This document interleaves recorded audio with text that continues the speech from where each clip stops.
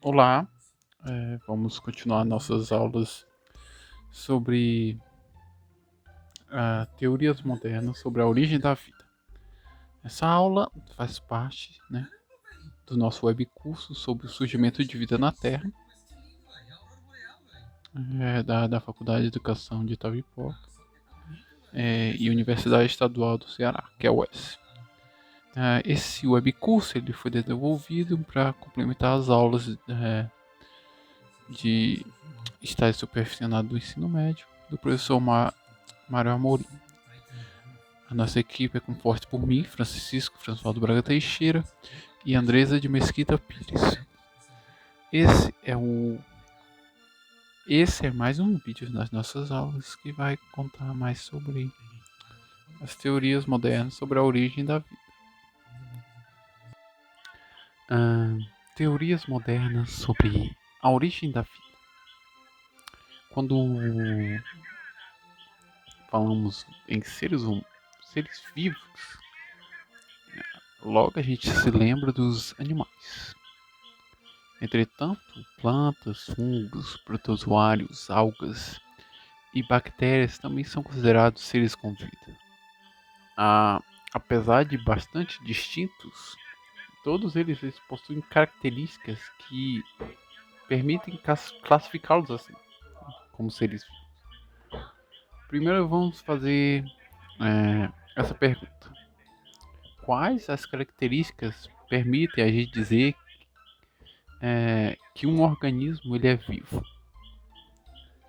Para ser considerado vivo, os pesquisadores eles analisam alguns critérios bastante simples, que são, primeiro, reprodução. Os seres vivos eles são capazes de se reproduzir e deixar descendentes, ou seja, eles são capazes de reproduzir. Inicialmente, se acreditava que micro-organismos, como as bactérias, surgiam por abiogênese. Para saber sobre o que é a biogênese, temos hoje outro vídeo falando sobre esse assunto, que é a biogênese versus biogênese. Vocês podem ver ele clicando aqui no link, no card aqui em cima. Mas continuando. Hoje, assim, no entanto, é sabido que até mesmo esses pequenos organismos eles se reproduzem. No caso das bactérias, o principal tipo de reprodução é a divisão binária, ou a cisciparidade, que é um tipo de reprodução assexuada. A reprodução é dividida definida em biologia como a forma pela qual os organismos vivos produzem descendentes, a partir de um organismo pré-existente. É então produzido outro que carrega o material genético daquele do original. A gente sabe hoje que a reprodução pode ser sexuada ou assexuada. A divisão binária é uma forma de reprodução assexuada. Mas o que é divisão sexuada e assexuada? A reprodução sexuada é aquela que existe a presença de gametas e a recombinação genética, que leva a maior variabilidade. Esse tipo de reprodução, que ocorre, por exemplo, em plantas e animais, é considerado mais complexo quando comparado à forma assexuada.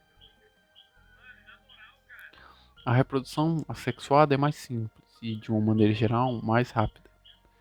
Nesse tipo de reprodução não há uma presença de gametas, portanto não ocorre a recombinação genética.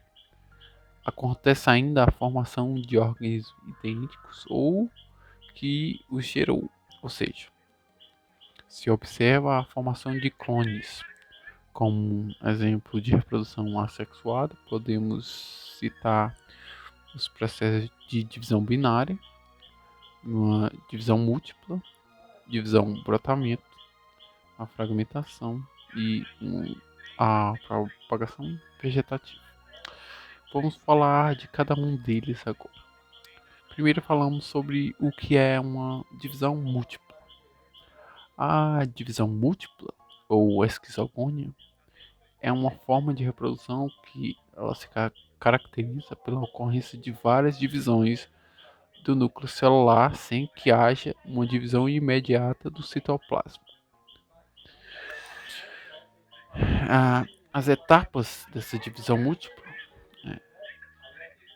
é a ocorrência de várias divisões do núcleo celular. Após a formação da célula plurinucleada, ela se divide, formando várias células de maneira simultânea. Desse modo, podemos dizer que a divisão múltipla ocorre nas seguintes etapas. O núcleo se divide várias vezes, forma-se uma célula plurinucleada, o citoplasma se divide e várias células filhas são produzidas simultaneamente. Exemplos de divisão múltipla. O plasmódio. O plasmódio é um protozoário que afeta as hemácias, causando a malária, e que se reproduz por divisão múltipla.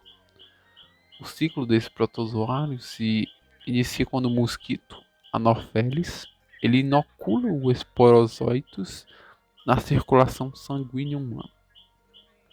No fígado, eles se transformam em criptozoitos. Então, o núcleo do criptozoide começa então a se dividir repetidas vezes, resultando na forma multinucleada, denominada esquizonte.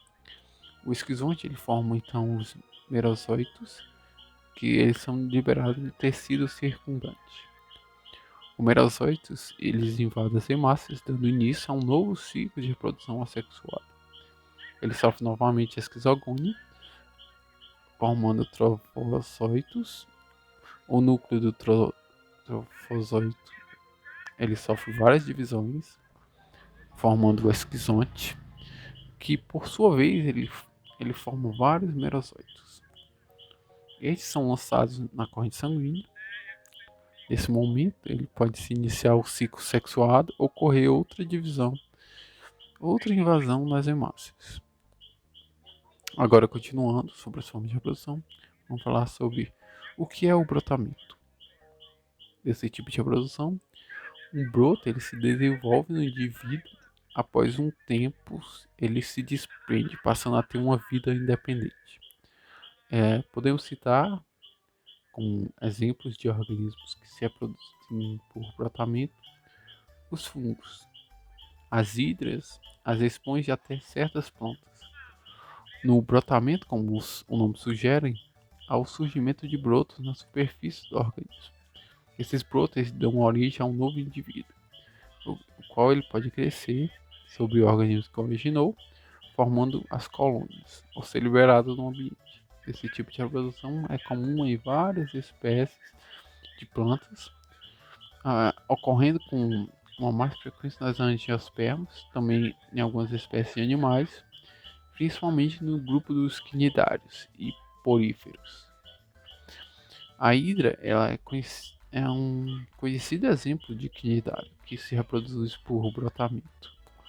Nesse caso, se observa inicialmente a formação de uma massa de células que se divide por mitose no corpo do animal. Essas células elas produzem uma pequena hidra que se separa do pai. Os corais são outros exemplos desse tipo de reprodução assexuada. Nesses organismos, os brotos são formados, porém eles permanecem aderidos aos pais, isso leva a uma formação de uma colônia, o qual pode ser constituído por milhares de indivíduos conectados. Sobre a fragmentação. A fragmentação ela é um processo de reprodução assexuada, em que o indivíduo inicial se divide em duas partes. E se ambas as partes forem grandes o suficiente, cada uma delas se regenerará, originando um novo indivíduo. A fragmentação ela ocorre naturalmente para a reprodução, mas pode acontecer também alguns acidentes ou danos causados por predadores. As esponjas, alguns quinidários velários ou equinodermos de anelídeo, eles se reproduzem por fragmentação. Algumas estrelas do mar, inclusive, gerar uma nova estrela a partir de um único braço quebrado ou de um pedaço de seu disco central.